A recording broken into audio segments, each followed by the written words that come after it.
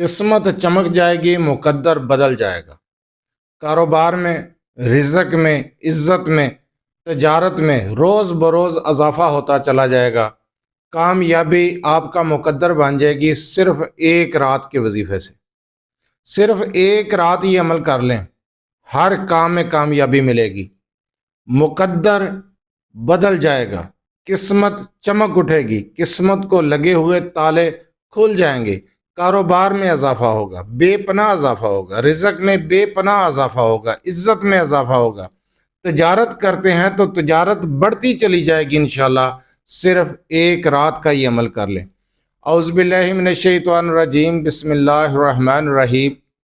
لاتعداد درود و سلام آپ صلی اللہ علیہ وسلم پر اور آپ صلی اللہ علیہ وسلم کی آل پر۔ آج کا عمل، آج کا وظیفہ کاروبار میں، عزت میں، رزق میں، تجارت میں اضافے کے لیے ہے، قسمت پر لگے ہوئے تالے کھولنے کے لیے ہے، سویا ہوا مقدر جگانے کے لیے ہے۔ یہ قرآنی عمل، قرآنی وظیفہ ہے اور صرف ایک رات کا وظیفہ ہے۔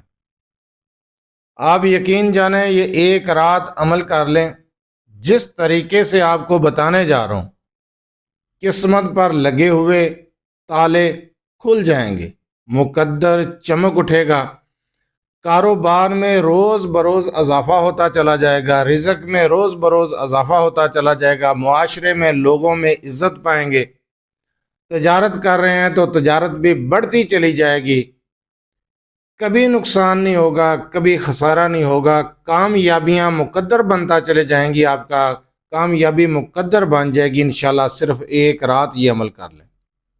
یہ عمل کس طریقے سے کرنا ہے، کس ٹائم پر کرنا ہے، اس چیز کو غور سے سنا کریں، سمجھا کریں اور اس کے بعد عمل یا وظیفہ کیا کریں۔ جو وظیفہ بتایا جاتا ہے اس وظیفے کو غور سے سنا کریں، تعداد سنا کریں، ٹائم سنا کریں اور طریقہ کار سنا کریں۔ جو وظیفہ بتا دیا جائے اسی کے بارے میں سوال نہ کیا کریں، اگر وظیفہ سمجھ نہ آئے تو وظیفے کو دوبارہ سن لیا کریں۔ یہ وظیفہ آپ نے رات عشاء کی نماز کے بعد شروع کرنا ہے۔ جس ٹائم آپ عشاء کی نماز پڑھ لیں، عشاء کی نماز سے فارغ ہو جائیں، اسی جگہ پر بیٹھ جائیں۔ اگر آپ نے عشاء کی نماز مسجد کے اندر پڑھی ہے تو آپ یہ وظیفہ گھر میں آ کے کریں گے۔ اگر آپ نے گھر کے اندر نماز پڑھی ہے تو پھر ایسی جگہ کا انتخاب کریں جو تنہائی والی ہو، آپ کے پاس شور شرابہ نہ ہو، اس جگہ پر آپ عشاء کی نماز پڑھیں، اور وطر پڑھنے کے بعد، یعنی کہ نماز مکمل کمپلیٹ پڑھنے کے بعد اسی جگہ پر بیٹھ جائیں، اور آپ سب سے پہلے سورہ فاتحہ کو پڑھیں گے۔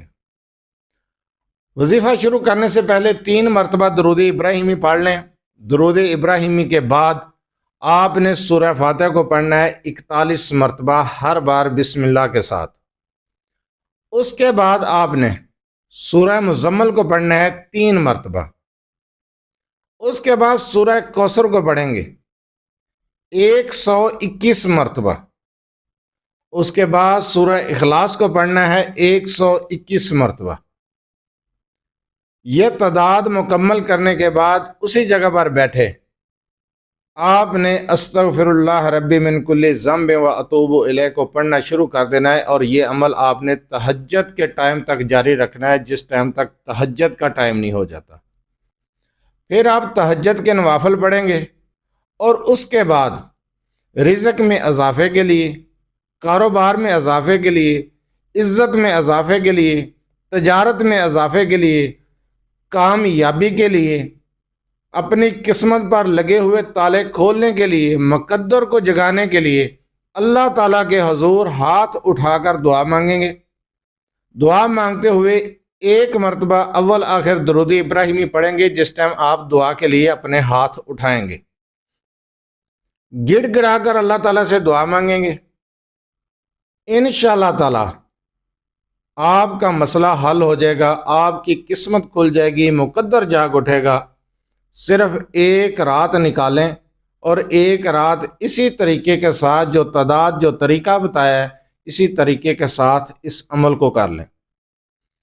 اس کے بعد عام دنوں میں آپ نے عشاء کے بعد 11 مرتبہ سورہ فاتحہ، 1 مرتبہ سورہ مزمل اور 21 مرتبہ سورہ کوثر، 21 مرتبہ سورہ اخلاص کو پڑھنے کا معمول بنانا ہے، اور یہ آپ نے عمل عشاء کے بعد کرنا ہے۔ اس عمل کو معمول بنا لیں، کوئی لمبا چوڑا ٹائم نہیں لگتا، تھوڑا سا ٹائم لگتا ہے۔ سورہ مزمل تھوڑی سی بڑی ہے، باقی سورہ فاتحہ، سورہ کوثر، سورہ اخلاص چھوٹی چھوٹی سورہ مبارک ہیں، اور تعداد بھی تھوڑی ہے۔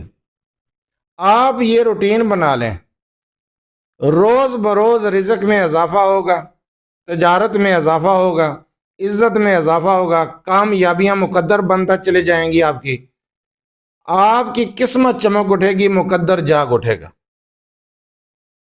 یہ قرآنی عمل، یہ قرآنی وظیفہ آپ کر لیں، انشاءاللہ تعالی جس مسائل کے لیے میں نے یہ عمل بتایا ہے، جن جن مسائل کے لیے، وہ مسائل آپ کے حل ہو جائیں گے، بے شمار رزق پائیں گے۔ اگر آپ اپنے مسائل کے بارے میں مجھ سے رابطہ کرنا چاہتے ہیں تو رابطہ کرنے کا ٹائم بھی ہر ویڈیو میں بتایا جاتا ہے کہ رات 8 سے 10 بجے تک آپ اپنا مسئلہ میرے واٹس ایپ نمبر 030073519998 پر تفصیل سے وائس کر سکتے ہیں، میسج کر سکتے ہیں۔